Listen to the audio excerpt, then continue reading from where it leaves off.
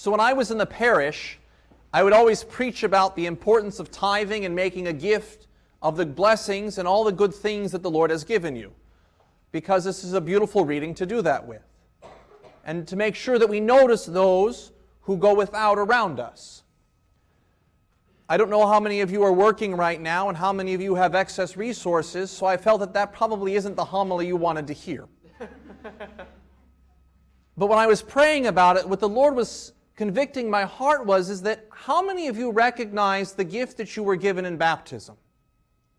How many of you recognize the gift of faith that God gave you on the day that He baptized you and said, "You right there are my daughter. And no matter where you go, no matter what you do, you remain my daughter." Why? Because I have claimed you as such. And you can't change that. I'm with you. I accompany you. I walk with you in the journey of this life. And no matter where you are, no matter where you go, you A, are never alone, and B, you have the help of heaven at your side. Many of us, though, I know myself included, struggle to recognize that. In fact, we become complacent about it. We become comfortable. It's like, okay, I'm a Catholic. That's great. Fine. I'm still going to go do everything else that everybody else does, because we forget the gift that we've received. We forget the gift that God has given us in baptism and faith.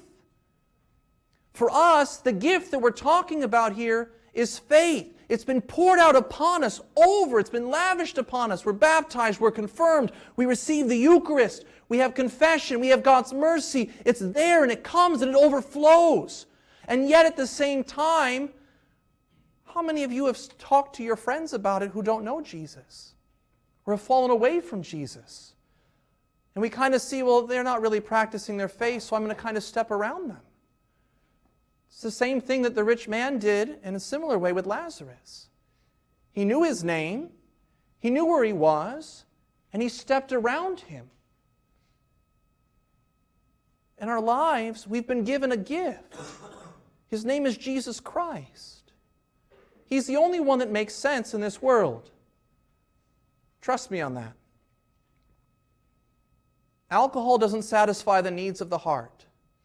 No matter how good your girlfriend or boyfriend is, they will never satisfy the need of your heart.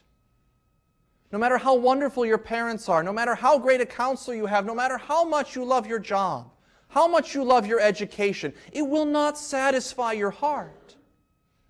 Because your hearts were made for something that is infinite, for someone who is infinite, who constantly pours Himself into your heart because He knows that that's who it was created for.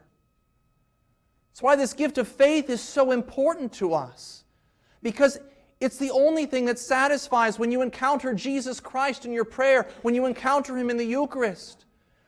If you meet someone who loves Jesus, there's something about them that's so unique and so special, and you can't necessarily name it, but you look at them and you're just like, why are you different? Why do you annoy me? They do, don't they? They really do. I have a friend. I love her dearly. But she is one of those people. She's like, Father, you do know that the more you become like Christ, the more is asked of you, right? Yes, I do.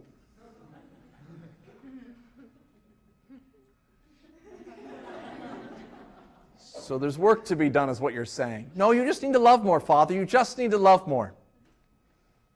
Okay. Say yes. That's what it is. The Father is asking you, will you say yes to me? Will you say yes to this gift that I have given you? Will you begin to allow me to unfold for you what is miraculous? Gentlemen, we like to be heroic, right? Yeah. You know, you see the guys in the gym, they'll be like 300 pounds. Yeah. Right? Well, how many of us are up in the morning at 4:30 on our knees? Holy hour! Yeah! Right? Come on. Let's think about it. Yeah. I'm not up at 4:30 in the morning. I'm close, but not quite there. But that's the idea, right?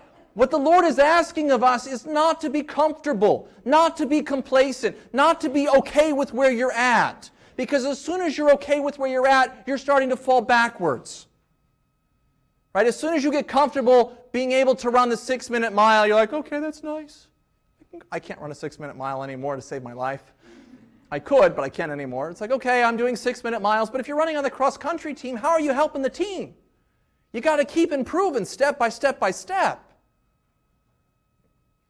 The same is true with this gift that we've been given. It's a great gift. Your faith is so powerful. You guys have no idea. This summer we had the privilege, one of our Totus Tuus teams, it was a class of 40 kindergartners. And in that class or first graders and second graders, they were in kindergarten, right? But so it's this class of 40 of them, and one of the girls says, my grandmother's really sick. She's going to the doctor. My mom told me it's not going to be good. Just would you all pray for her? And so what do they do in that moment? They pray a decade of the rosary for this other girl's grandma. She goes to get her tests. Everyone's like, how did the tests go? She's like, we don't know. And so they say, okay, well, they pray again. She comes back the next day, and they say, how did it go? And she has this huge smile on her face. She goes, it's not even what the doctors thought. They were totally wrong. Well, we all know what happened. Those 40 first and second graders had such deep faith and such conviction in what God can do that their grandmother was healed of whatever illness they thought she had. And what was left was something much less. We all have this gift. Do you believe it?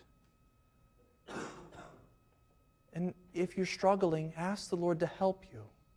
Because this gift of faith is so incredible, guys. It's the only thing that satisfies. It's the only thing that your heart desires to quench it. Say yes to Jesus. Man, I'm not kidding about getting up and praying, though. Do that. Your future spouse, whoever she is, whether she be the church or a beautiful woman, deserves that of you. Because that's what makes us men, the willingness to sacrifice, to lay down our lives for the sake of another. It doesn't mean we have to be muscular, except in the life of faith. And who's the friend that you avoid talking to about Jesus? Who's the friend that you avoid asking to come to join you at Mass? Who's the one that you know has left the church because something happened that needs an invitation? Because we don't want to be the ones who find ourselves in the rich man's place because we squandered the gift that we were given in faith. So let's just pray tonight that the gift of faith that all of us have received, this most beautiful and precious gift, that it be strengthened, and that we become courageous witnesses of the love of Jesus, first of all in our own lives, and then invite others to experience the love that Jesus Christ has for them and how He satisfies the deepest longing, the deepest need, the deepest desire of your heart and mine. Praise be Jesus Christ, now and forever.